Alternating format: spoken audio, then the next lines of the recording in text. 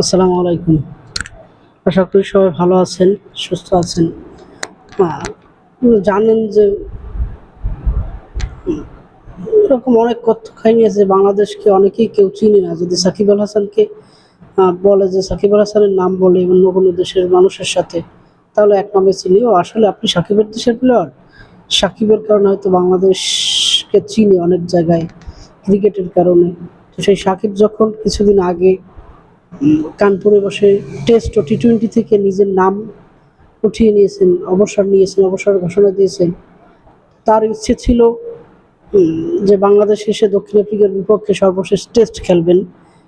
যে যদি সে নিরাপত্তা পায় তাহলে বাংলাদেশে তার সর্বশেষ টেস্ট ম্যাচটি খেলতে চায়। কিন্তু সেখানে ফারুক আহমেদ, বর্তমান বিসিবির সভাপতি, উনি বলে দিয়েছেন যে উনি নাকি নিরাপত্তা দিতে পারবেন না। তাহলে সাকিব এতদিন বিসিবির জন্য খেলছে, বিসিবি মোটা একটা ইনকামের কথা বাদই দিলাম, সে তো বাংলাদেশের জন্য খেলছে।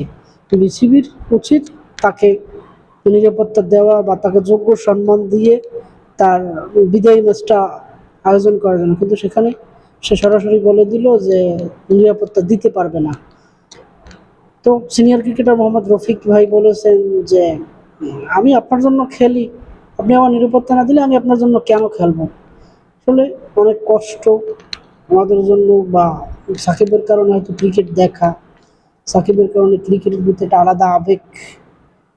তো যা হয়েছে, অনেকে বলছে যে আওয়ামী লীগের দোষর, এটা সেটা ভাই, আওয়ামী লীগের দোষর তো অনেকেই আছে, তাদের তাদেরকে নিয়ে তো এত হইচই হচ্ছে না। সুতরাং সাকিব কেন নিয়ে, সাকিব তো আমাদের রত্ন। আমরা হয়তো একদিন বুঝতে পারবো যে বাংলাদেশ কি হারিয়েছে। সাকিবের মতো 100 বছরও একটা প্লেয়ার বাংলাদেশ দলে আসবে কিনা সন্দেহ আছে। তো আশা করি সাকিবের আগামী দিনের জন্য শুভকামনা থাকবে।